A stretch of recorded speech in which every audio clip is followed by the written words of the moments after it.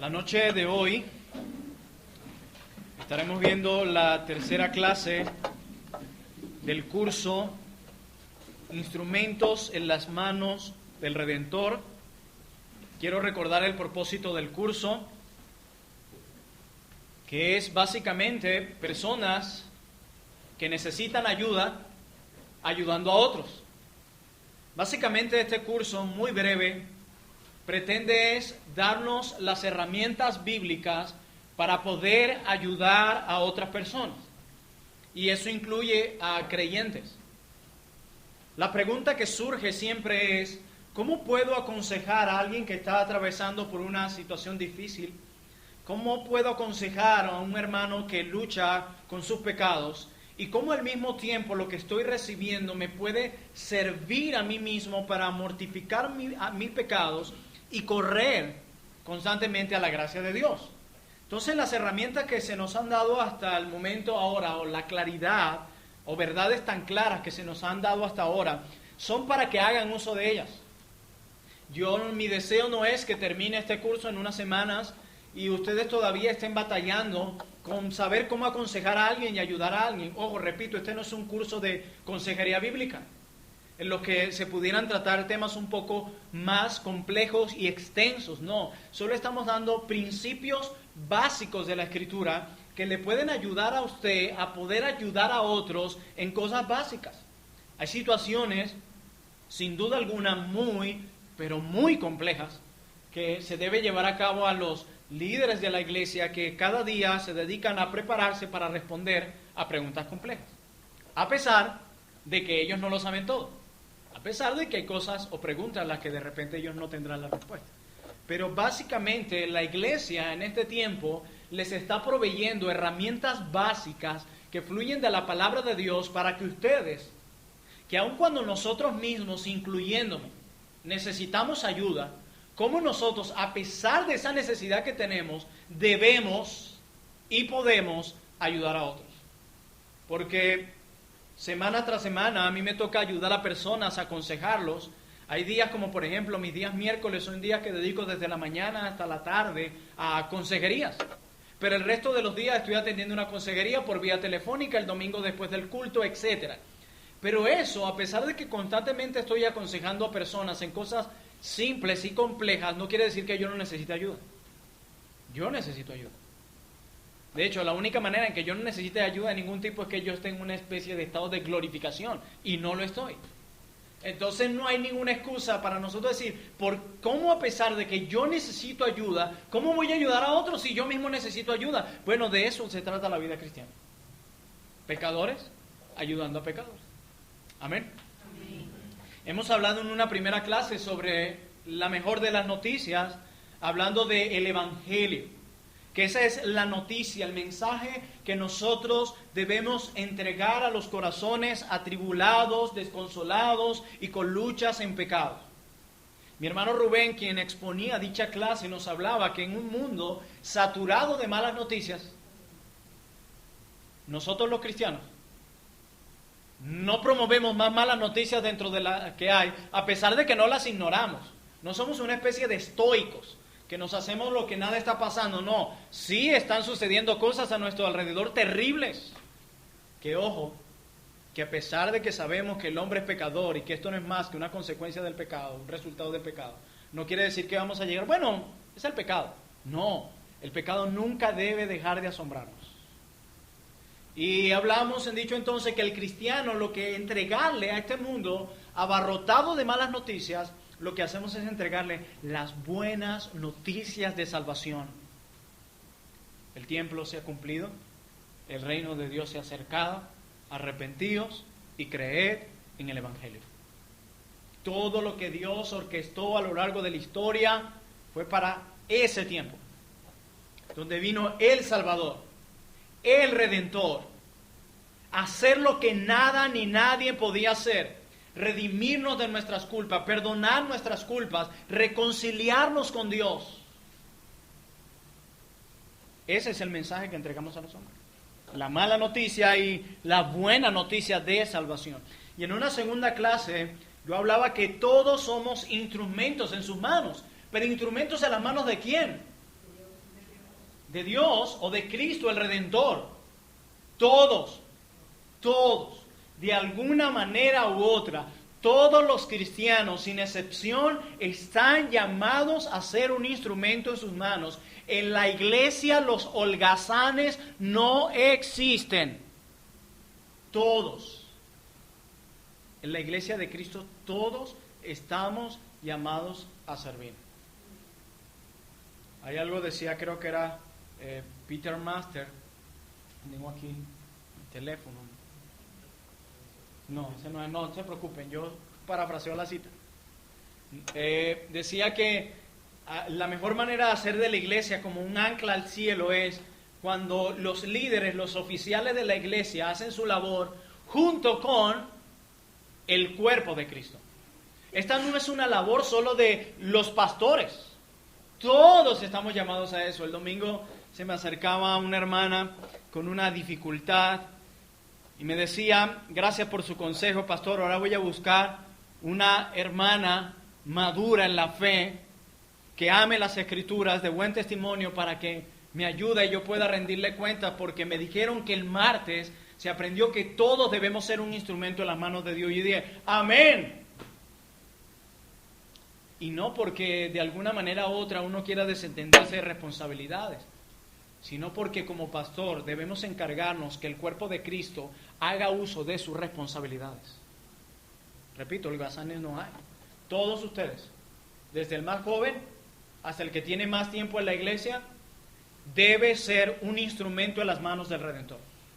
Debe estar dispuesto a ayudar a otros a pesar de que necesitan ayuda. Y por eso estamos dando herramientas básicas. Y la herramienta esencial que todo cristiano debe conocer y que usamos en el ministerio personal de ayudar a otros es el Evangelio.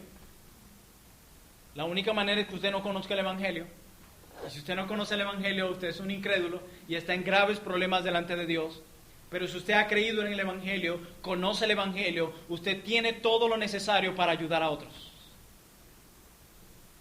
Y en mi clase de hoy se titula El objetivo es el corazón. Para ir proveyéndole más claridad a la luz de las Escrituras sobre el ministerio personal. A eso le llamamos ministerio personal, ese feedback entre ayudarnos unos a otros. Hermanos, si nosotros queremos formar parte de lo que Dios está haciendo en la vida de otras personas, que ese debe ser el deseo de todos, nosotros debemos entender, comprender por qué las personas hacen lo que hacen. ¿Por qué se molestó su amigo en medio de una conversación? ¿Por qué su hijo adolescente se porta tan enojado? ¿Por qué un hombre pone en riesgo su familia por 20 minutos de placer sexual? Entre otras interrogantes, la respuesta más sencilla acerca de ese por qué es el corazón.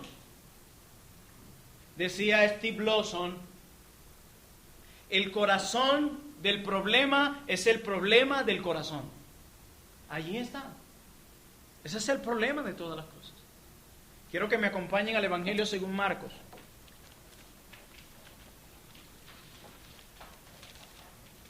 Vamos a ver este pasaje ahorita, a leerlo, y antes de finalizar voy a dar unos breves puntos de este pasaje. Marcos 7, vamos a leer del versículo 1 al 23. Marcos 7, del 1 al 23. Dice la Escritura, se juntaron a Jesús, ¿quiénes? Los fariseos. ¿Y quiénes más? Y algunos de los escribas. Que habían venido de Jerusalén, los cuales, viendo algunos de los discípulos de Jesús comer pan con manos inmundas, esto es, no lavadas, los condenaban. Verso 3, porque los fariseos y todos los judíos, aferrándose a ¿qué? A la tradición de los ancianos, si muchas veces no se lavan las manos, no comen. Y volviendo de la plaza, si no se lavan, no comen. Y otras muchas cosas hay que tomaron para guardar, como los lavamientos de los vasos de beber y de los jarros y de los utensilios de metal y de los lechos. Le preguntaron pues los fariseos y los escribas, ¿a quién? A Jesús. ¿Por qué tus discípulos no andan conforme a la tradición de los ancianos, sino que comen pan con manos inmundas?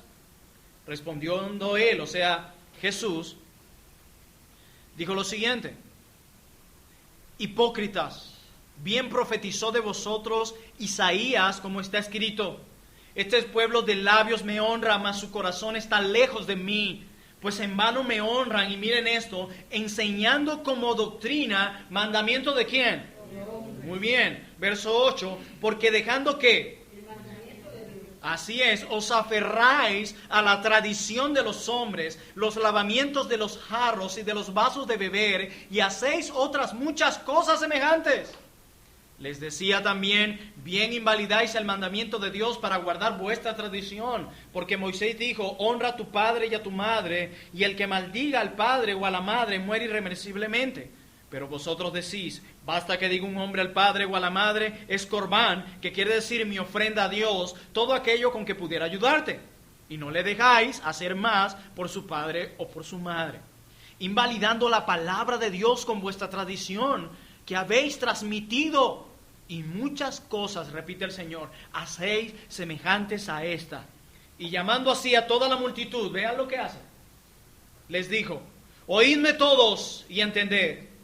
Nada hay fuera del hombre que entre en él que le pueda contaminar, pero lo que sale de él, eso es lo que contamina al hombre. Si alguno tiene oídos para oír, oiga. Cuando se alejó de la multitud y entró en casa, le preguntaron sus discípulos sobre la parábola. Él les dijo: ¿también vosotros estáis así sin entendimiento? ¿No entendéis que todo lo de afuera que entra en el hombre no le puede contaminar? Y vean esto con claridad, mis hermanos. Verso 19. Porque no entra en su corazón, sino en el vientre y sale a la letrina. Esto decía haciendo limpios todos los alimentos. Pero decía que lo que del hombre sale, eso contamina al hombre. Porque de cierto, ¿de dónde? Del corazón. Del corazón de los hombres salen los malos pensamientos, los adulterios, las fornicaciones, los homicidios, los hurtos, las avaricias, las maldades, el engaño, la lascivia, la envidia, la maledicencia, la soberbia, la insensatez. Todas estas maldades de dentro salen y contaminan al hombre. Cristo ratifica que el problema del hombre es el corazón. A pesar de que el corazón es uno de los temas más tratados en la Biblia, hay mucha confusión sobre el término. La Biblia usa este término no para referirse a ese músculo que bombea sangre, sino para referirse a la persona interior del hombre, al ser del hombre. Y la Escritura divide al hombre en dos partes: ser interior y ser exterior. La persona exterior es su físico, el interior es el ser espiritual, como lo explica Pablo en Efesios capítulo 3, versículo 16. Y este término, este tema del ser interior del hombre, abarca también términos como el alma, como el espíritu, como la mente, como emociones, voluntad, entre otros. Y ojo, quiero dejar en claro que estos términos no describen nada diferente al corazón. Más bien son partes, funciones de la persona interior. Creemos fielmente en que la Biblia habla de una dicotomía del hombre: espíritu o alma y cuerpo. Hermanos míos, el corazón es el verdadero usted. Ese es el núcleo esencial de lo que es usted. Por ejemplo, cuando usted dice que está conociendo a alguien, usted no está queriendo decir que está conociendo más la nariz de esa persona, o las orejas de esa persona, o la dentadura de esa persona, ¿verdad que no? Cuando usted dice que está conociendo cada vez más a alguien, se está refiriendo a su ser interior, a su corazón. Está conociendo cómo la persona piensa, lo que quiere, lo que le hace feliz, lo que le hace triste, etcétera, etcétera, etcétera. Debido a que la Biblia dice que el corazón es el verdadero ser, el ser del hombre. Por lo tanto, un ministerio de cambio debe tener al corazón como el objetivo. Vayamos a un pasaje de las Santas Escrituras. Vayamos al Evangelio según Lucas.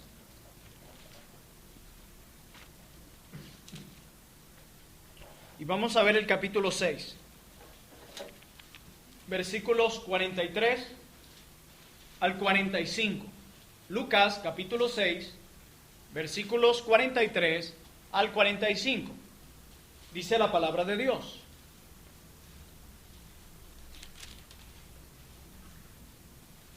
No es buen árbol el que da malos frutos, ni árbol malo el que da buen fruto.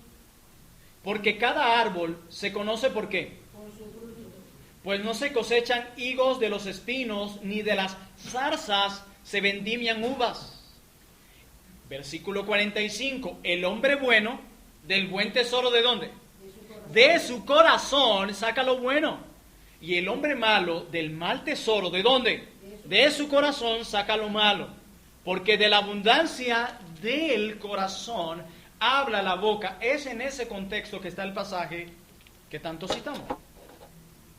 Hermanos, nuestro buen Señor usó las cosas físicas comunes como árboles y frutos para explicar verdades desconocidas.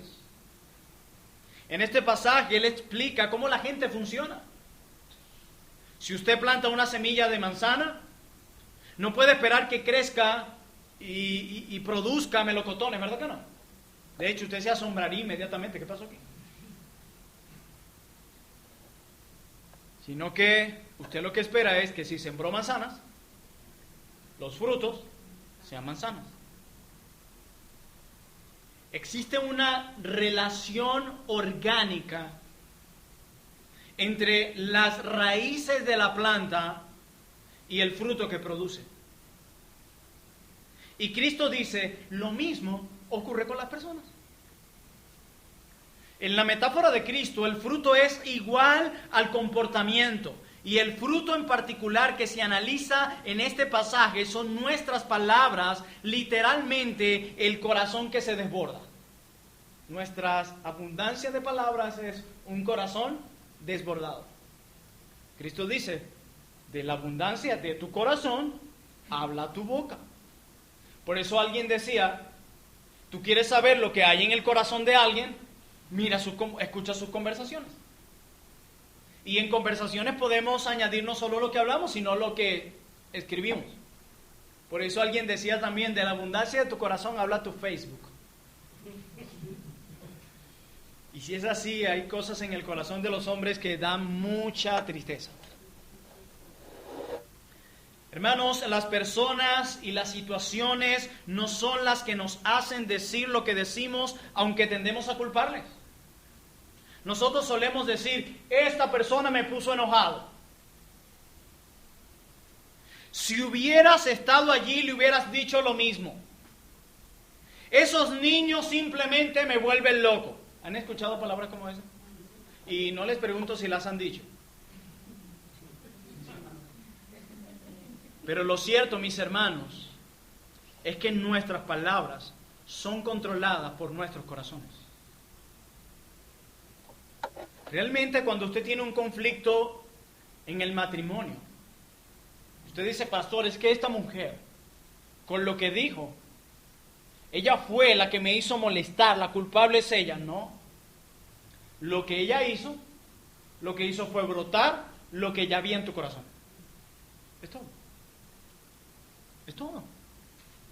Lo que nosotros vemos exteriormente no es más que lo que hay interiormente. Por eso Cristo lo ilustra así, de la abundancia del corazón. Habla tu boca. Lo externo es un reflejo de lo que hay internamente. Esos niños que están allí, que usted dice que lo vuelven loco, la culpa no es de los niños.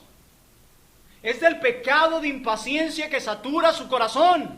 Esos niños, pecadores también, decía Sugel, que cuando cargan a los niños, cuando nacen son tan bonitos, pero dice, pero pensar que uno tiene un impiecito en las manos.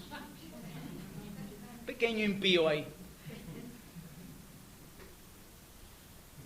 Esa actitud de esas criaturas, lo que hace brotar es lo que ya estaba en tu corazón. No es culpa de ellos, lo que hicieron fue brotar lo que ya había ahí.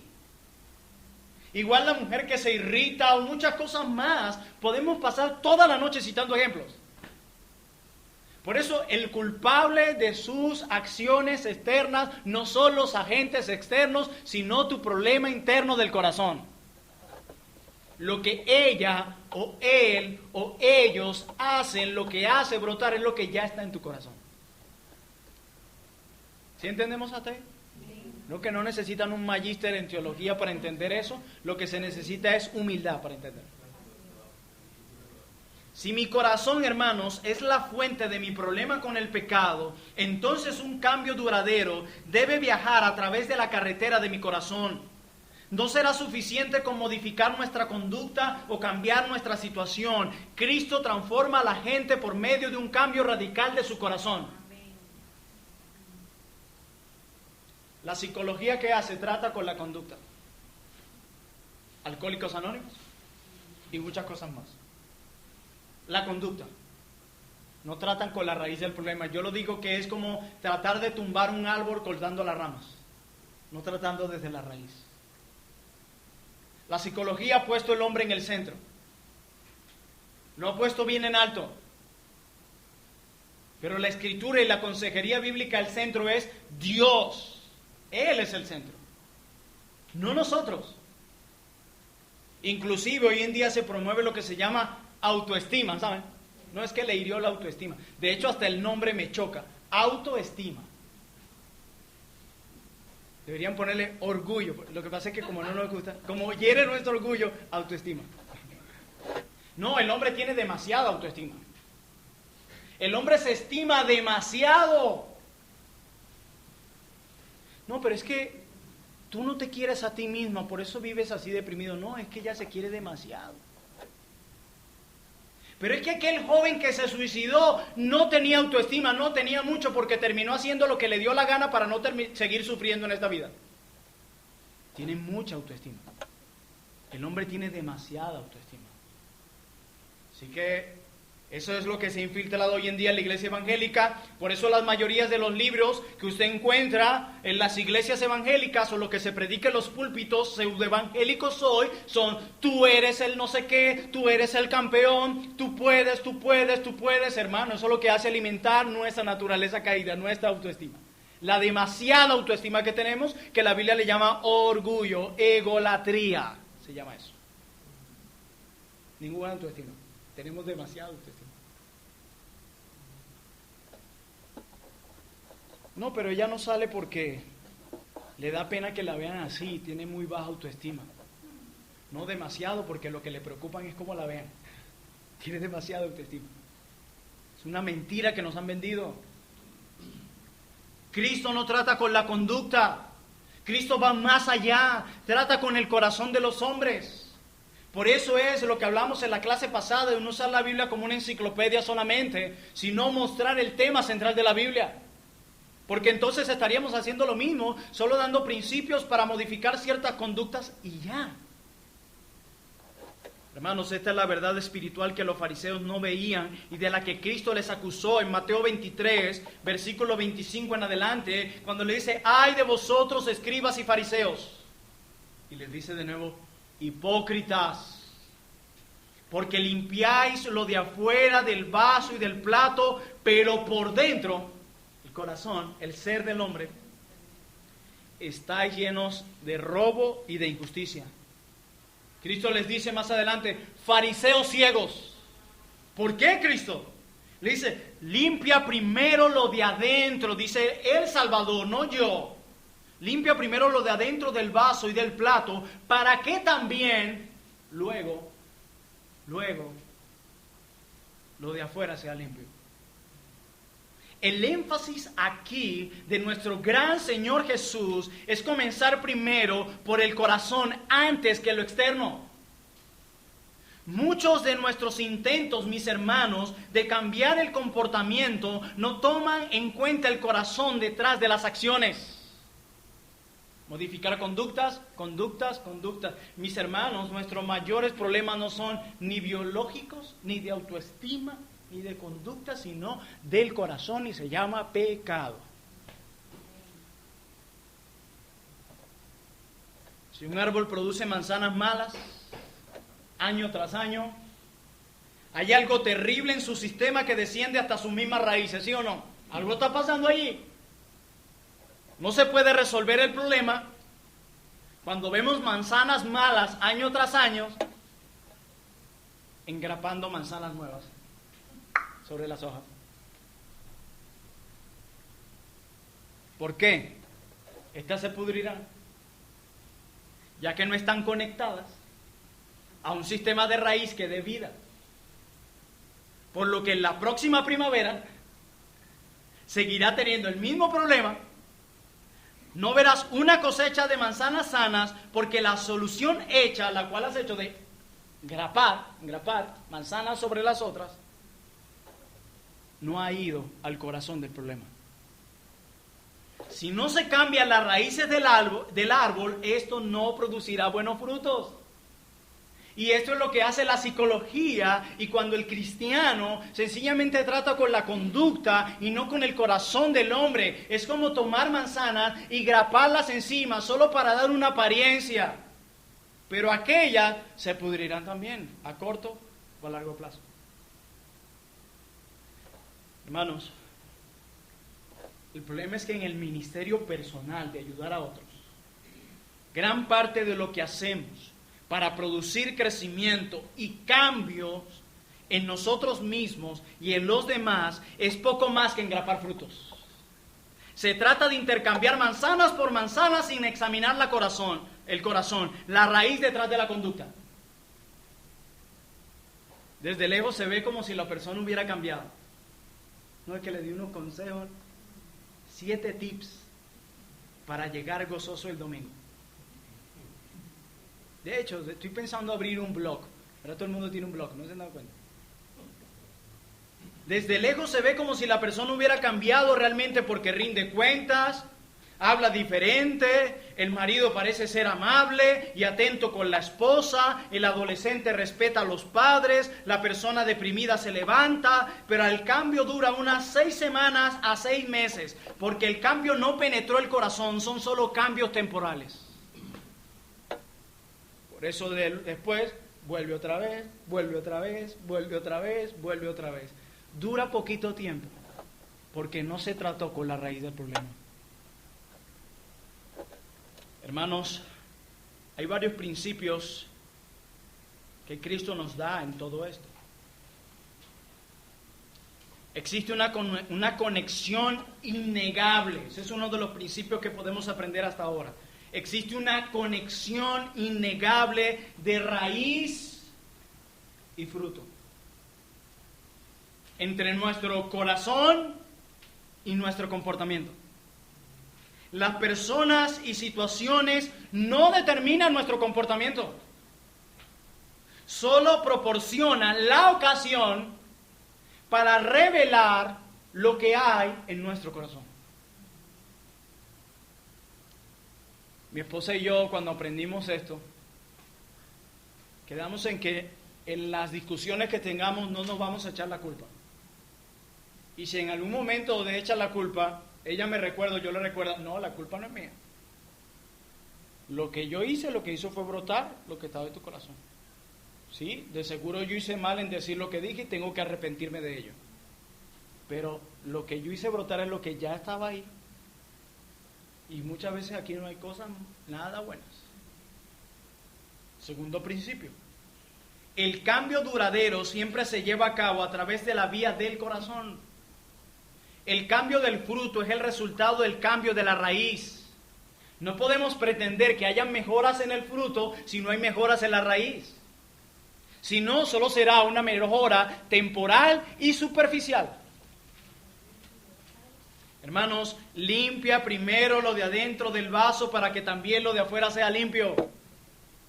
Tercer principio, después le puedo pasar el bosquejo, ahí está el árbol también. Nuestro objetivo en el crecimiento y en el ministerio personal de ayudar a otros es el corazón. El corazón. Esa persona incrédula que se acerca a ti a pedirte consejo tiene un problema grave en su corazón. Ese creyente que se acerca a ti tiene un problema en el corazón. Nuestra oración debe ser, mis amados, que Dios obre un cambio en nuestro corazón y que nos use para producir en el corazón de otros cambios que se traduzcan en nuevas palabras, nuevas elecciones y nuevas acciones, pero tratando con el corazón.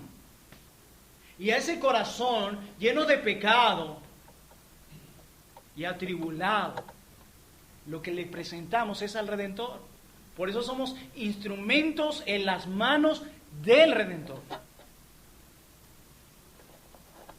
Un interesante pasaje del Antiguo Testamento puede ayudarnos con respecto al papel fundamental del corazón y cómo funciona. Vayamos al libro del profeta Ezequiel. Ezequiel, vamos a leer Ezequiel 14.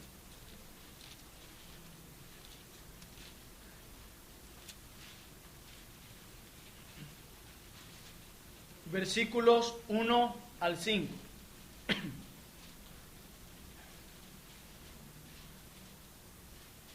Dice la Escritura: vinieron a mí algunos de los ancianos de Israel y se sentaron delante de mí. Y vino a mí palabra de Jehová diciendo, escuchen bien, hijo de hombre, estos hombres han puesto sus ídolos, ¿dónde? En su corazón. Y han establecido el tropiezo de su maldad delante de su rostro. ¿Acaso he de ser yo en modo alguno consultado por ellos? Verso 4. Háblales por tanto y diles, así ha dicho Jehová el Señor. Cualquier hombre de la casa de Israel que hubiere puesto sus ídolos, ¿dónde? Y establecido el tropiezo de su maldad delante de su rostro, y viniera el profeta, yo Jehová responderé al que viniere, conforme a la multitud de sus ídolos. Verso 5, para tomar a la casa de Israel, ¿por dónde? Por el corazón. Aquí, de este lado nada más como que es que responden. El resto como que no trajo Biblia o no tiene voz. Para tomar a la casa de Israel por el corazón, ya que se han apartado de mí, todos ellos por sus ídolos. Hermanos, los líderes de Israel pareciera que estuvieran haciendo lo correcto. Sin embargo, Dios señala que hay algo que no está bien con ellos. ¿Qué es? La idolatría. No está bien. Tienen ídolos en sus corazones, dice el pasaje. Una forma de idolatría más personal y fundamental que la idolatría ritual, religioso, cultural. Hermanos, un ídolo es cualquier cosa que gobierne nuestra vida aparte de Dios. Cualquier cosa que gobierne nuestra vida aparte de Dios. Cuando hay algo, por más legítimo que sea, escucha bien, por más legítimo que sea, que te esté quitando la paz y la tranquilidad, ya eso se ha convertido en un ídolo. Por más legítimo que sea. Así que ten cuidado. Si el tener hijos, tener esposa, trabajo, carro, te está quitando la paz y la tranquilidad, ya eso se ha convertido en un ídolo para ti. Hermanos, si Dios no gobierna nuestro corazón, algo o alguien más lo hará. Nuestro corazón nunca queda vacío. Siempre algo lo va a estar ocupando. Eso quiero que lo sepas. Por eso cuando no hay satisfacción en Dios y no estás encontrando deleite en Dios como el que tenía, hay un ídolo ahí que está ocupando el lugar de Dios. Y ahí no hay técnicas, eso es sencillo.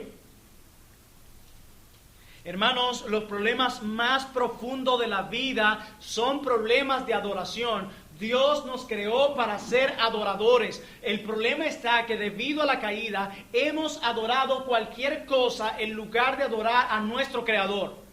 Pero siempre, escucha bien, siempre el hombre está adorando a alguien. Si no es Dios quien está gobernando tu corazón, algo o alguien más lo está haciendo. Lo que adoramos determina nuestra respuesta a todas nuestras experiencias. Hermanos, el pecado es mucho más que hacer lo incorrecto. Este comienza con adorar, amar y servir las cosas incorrectas.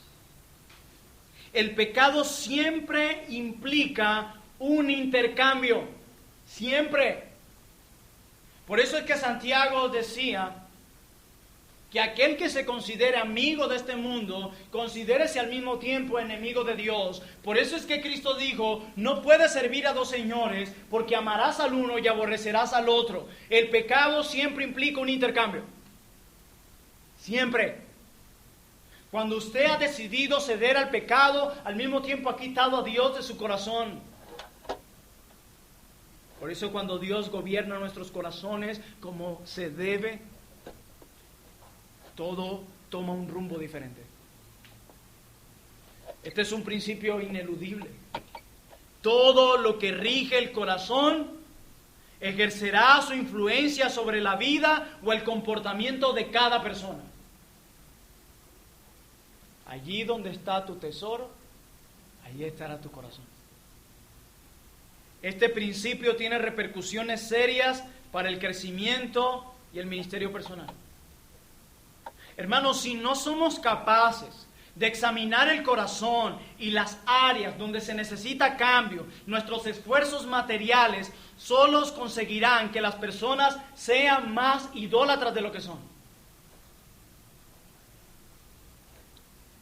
Lo que adoramos determina nuestro comportamiento. ¿Quieres ver lo que un hombre es? Mira lo que adora. Y yo sé que esto lo conocen ustedes, pero se lo voy a decir. Un ídolo no solamente hacerse una estatua de madera, hermanos, o de yeso. Hay quienes idolatran, repito, tener hijos, casarse, tener un carro, una casa, tener dinero. Y viven para eso, porque donde está tu tesoro, ahí está tu corazón. Lo que tú estés adorando, eso va a determinar cómo te conduces día tras día, eso va a determinar tu comportamiento. Ustedes se comportan como se comportan dependiendo de lo que adoran en su corazón. Si para ti un ídolo es la limpieza, ¿cómo crees que te va a comportar? Si para ti el ídolo es el dinero, cada día vas a correr tras eso. Lo que adoramos va a determinar nuestro comportamiento. ¿Qué adoran? Porque hasta sus trabajos se pueden volver un ídolo, de tal manera que los ciega, que no les permite ver sus pecados. Porque eso es lo que hace el pecado, cegarnos. No nos hace objetivos. Nosotros somos muy ágiles para examinar los pecados de los otros.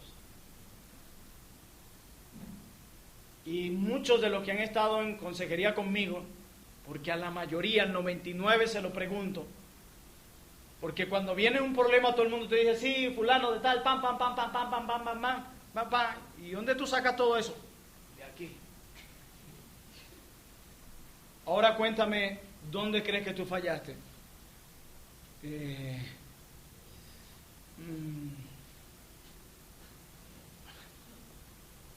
No sé. El pecado ciega. Hacemos una radiografía del pecado de otros.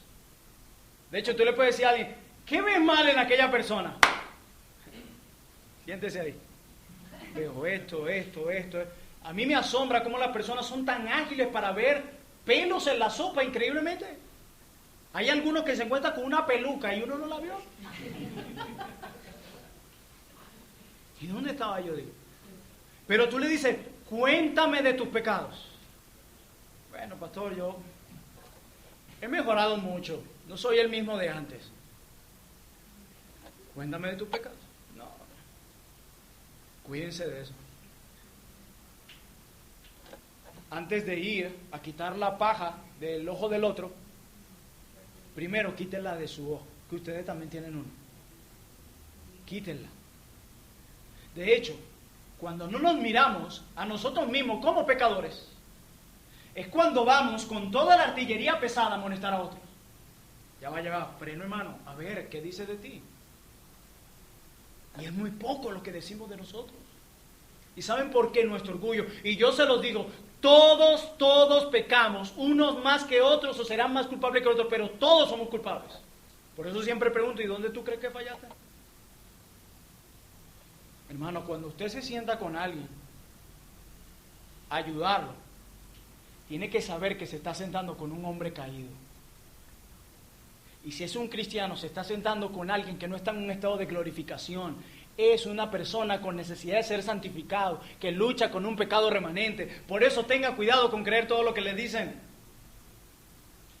Decía un hombre con mucha experiencia en la consejería, que las personas cuando vienen a la consejería nunca dicen el 100% de la verdad, en algo mienten. Y yo lo he comprobado. Siempre en algo mienten. Y dígame cuando le toca escuchar la otra parte, es increíble. Eso uno dice, pero ¿quién está mintiendo? Los dos testimonios son antónimos. Y usted tiene que tener cuidado con eso cuando usted se sienta con alguien. Porque ese que viene llorando, esa que viene llorando, es una pecadora, un pecador. Tenga cuidado. Decía alguien, ese hermano que viene luchando con el chisme, un día, a ti que lo estás aconsejando para que se prepare, un día también va a cometer ese mismo pecado contigo. Ese que viene a ti luchando con el orgullo, un día va a hacerlo contigo. Ese que un día viene con ese corazón egoísta, que no me esto, que no me ayudan, que no me sirve, un día lo va a decir de ti. Porque es un pecador. Es una persona necesitada del Redentor urgentemente, de la obra santificadora. No pierdan eso de vista, porque podemos decir amén al que viene. A mí me ha pasado mucho, hombres y mujeres que vienen dolidos por su pecado, y a veces las lágrimas pueden ser un indicativo de dolor, de eso, pero a veces me duele cuando no los escucho hablar que han ofendido a Dios. Pequé y yo sé, pastor, que ya no puedo estar en la predicación, que ya no puedo hacer esto. Ya va, pero ¿a ti te duele los privilegios que perdiste o al Dios al que ofendiste? Porque eso no es verdadero arrepentimiento. Nosotros no ofendimos al pastor de la iglesia, sino a nuestro Dios trino, a la persona que más nos ha amado en esta tierra. ¿Saben eso? Alguien decía a veces, decimos no peques porque mira cómo contristas al Espíritu y todo eso. Sí, eso es verdad. Pero a veces olvidamos que la persona con la cual estamos pecando es la persona que más nos ha amado. Dio su vida por ti. ¿Se dan cuenta de eso? El objetivo es el corazón. El corazón del problema es el problema del corazón. Vayamos de nuevo a Marcos 7 para ir cerrando.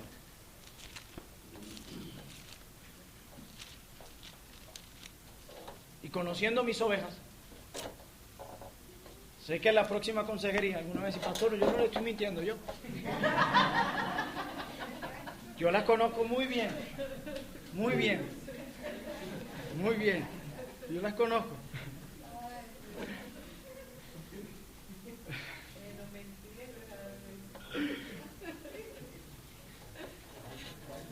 Yo, pastor, yo le vengo a hablar, yo lucho con el chisme, pero yo no voy a hablar mal de usted. Lo digo porque yo las conozco, mis ovejas. Marcos 7, 1 en adelante. Ya ustedes leyeron el pasaje que leímos al principio, y algunos lo han leído en otro momento.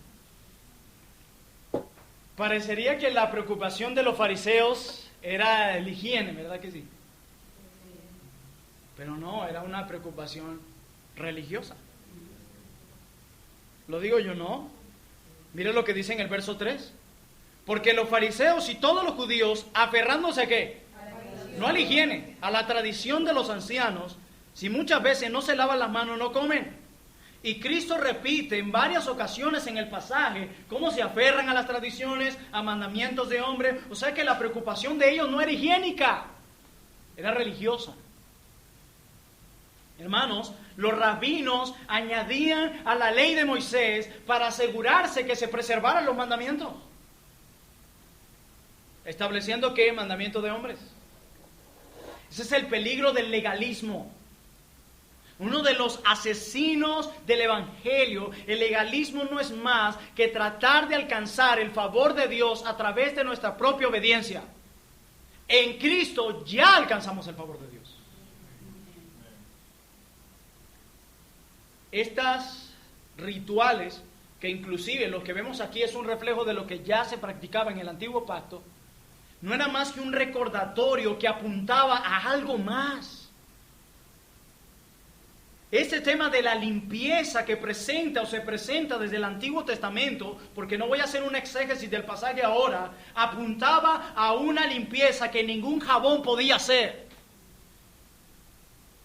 Hermanos míos, como decía alguien, el lavado del cuerpo no puede quitar las manchas del alma. No puede. Por eso el trabajo que Cristo quiere mostrarle a estos hombres es de adentro, del corazón. Hermanos, hay un peligro cuando las tradiciones, como en Marcos 7, se vuelven más importantes que la palabra de Dios. Y a esto no solo se aferran los incrédulos cuando de repente les vas a predicar a Cristo y dicen, yo sigo mi tradición. Es interesante cómo se aferran a las tradiciones, pero en el cristianismo está pasando lo mismo. A mí me enseñaron así, la tradición, cuando ésta no concuerda con la palabra de Dios. Nosotros debemos aferrarnos a la palabra de Dios. Ustedes saben que desde el antiguo pacto, habían alimentos que se podían comer y habían los alimentos inmundos. ¿Verdad que sí? Hoy todavía hay quienes creen en eso. Inclusive no judíos, sino evangélicos. Es lamentable. Y yo tengo que darles una noticia con la Biblia, la cual tiene peso por encima de cualquier opinión de los hombres. Miren lo que dice el versículo 14, y Marcos quiere dejarlo bien en claro. Repito, habían alimentos inmundos y no inmundos. Y miren lo que dice Marcos, y llamando así a toda la multitud, en el verso 14, les dijo, oídme todos y entended, nada hay fuera del hombre. Ya, déjenme buscar el texto. No, aquí la tengo, pero no es el 14. Ya se lo voy a buscar. 19, así es, el 19. Gracias, hermano. Porque no entra en su corazón, sino en el vientre y sale a la letrina. Esto decía que, haciendo limpios todos los alimentos. Ya no existen alimentos inmundos y no inmundos. Él ha declarado limpios todos los alimentos. Y le preguntamos a Pablo o a la Escritura, ¿cuándo ocurre esto? Y Pablo en la carta a los Colosenses parece arrojarnos un poco de luz en relación a esto. Vayamos a la carta de Pablo a los Colosenses.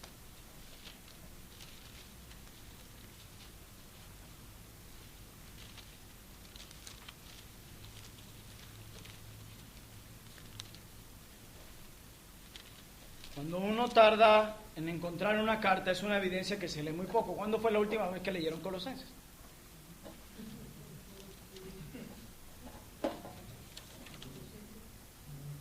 Ya le voy a decir la cita. Colosenses 2:17. Vamos a leer desde el 16. Por tanto, nadie os juzgue en comida o en bebida, o en cuanto a días de fiesta, luna nueva o días de reposo, todo lo cual es sombra de lo que ha de venir, pero el cuerpo es de Cristo. Cristo dice que este tema con las comidas y todo lo demás apuntaba era a Cristo, a una limpieza aún mayor. Hermanos míos, para saber por qué el mundo está como está, debemos entender el problema del corazón del hombre. El pecado. Lo que anda mal en la sociedad somos tú y yo. Somos tú y yo.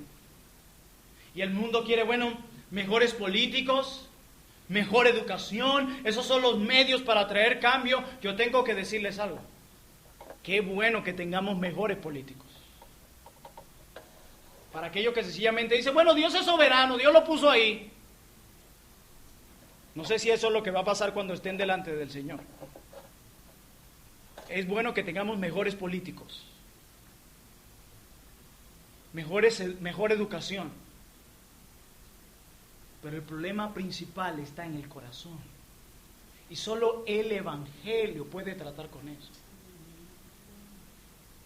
El problema está con algo dentro de ti y de mí. Allí está el problema.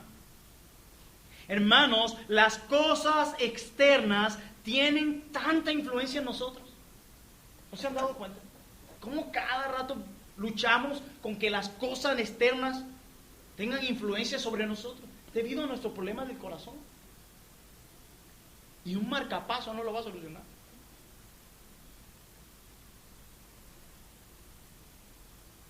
Hermanos, aquellos que manejan, que van y cuando se le atraviesan esos, así que se les atraviesan bellos, ustedes que si no frenan, ¿les ha pasado? Mira Antonio cómo se ríe.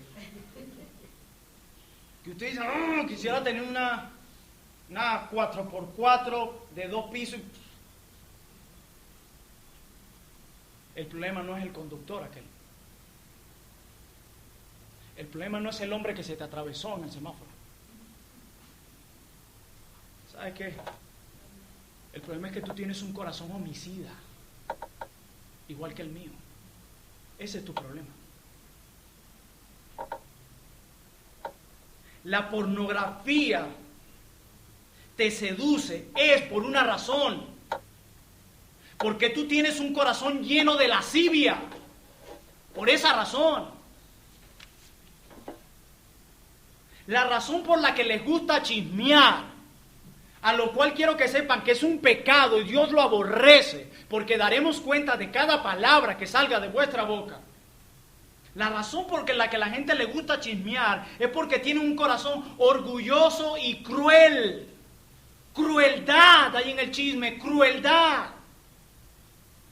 Una crueldad que disfruta publicar las faltas de los demás, para luego construir un pedestal sobre los escombros de su reputación en el cual tú puedes levantarte a ti mismo. Nuestro corazón es egoísta, codicioso, envidioso y ningún ritual puede resolver el problema del corazón. Solo Cristo, solo su obra expiatoria,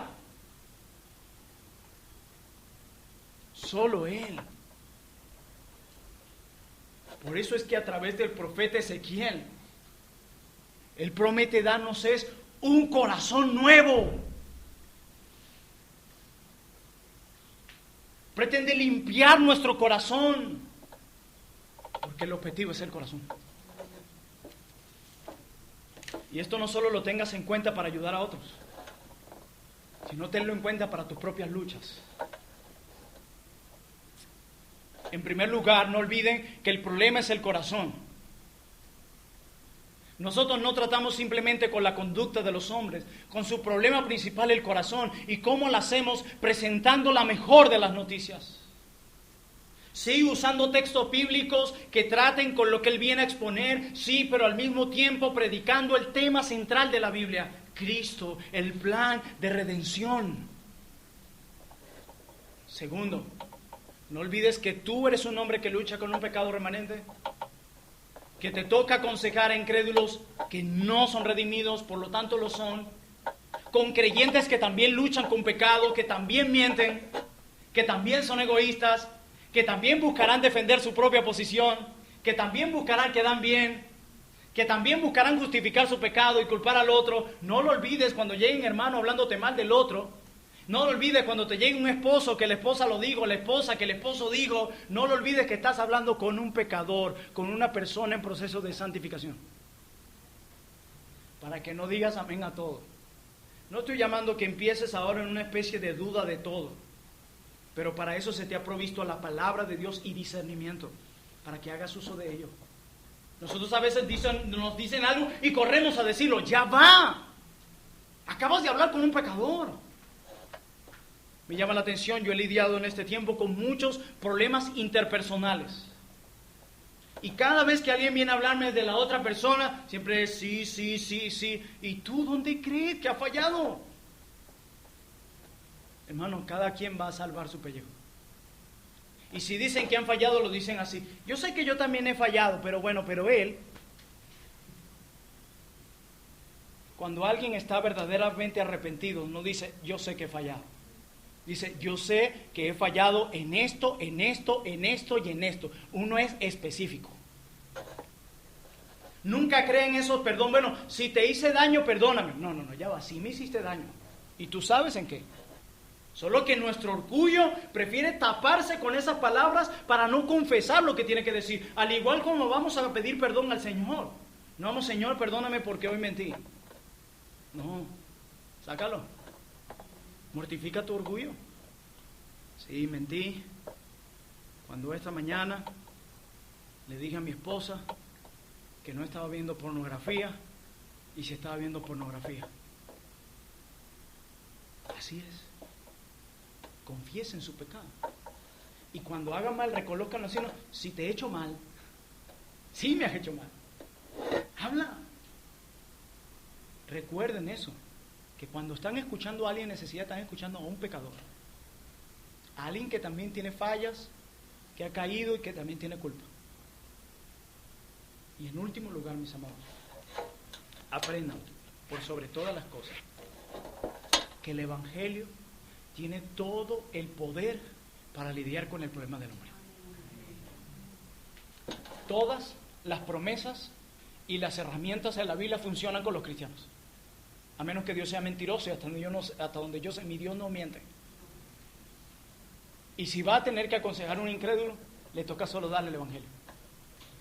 Al creyente también, pero junto al Evangelio, las promesas que se aplican para él. No tengan miedo a ayudar a otros, pero aprendan que tenemos que entregar la mejor de las noticias, que todos somos instrumentos en las manos de Dios, sin excepción. Y en tercer lugar, que el objetivo al momento de aconsejar es el corazón. Escuchen a la persona y déjenla que hable. De parte de eso vamos a hablar la próxima semana. Pero que el Señor nos ayude a ayudar a otros presentándole el Evangelio. Y al mismo tiempo que nos ayude a nosotros mismos a mortificar nuestros propios pecados, dependiendo de la gracia de Dios y del poder del Espíritu Santo. Oremos.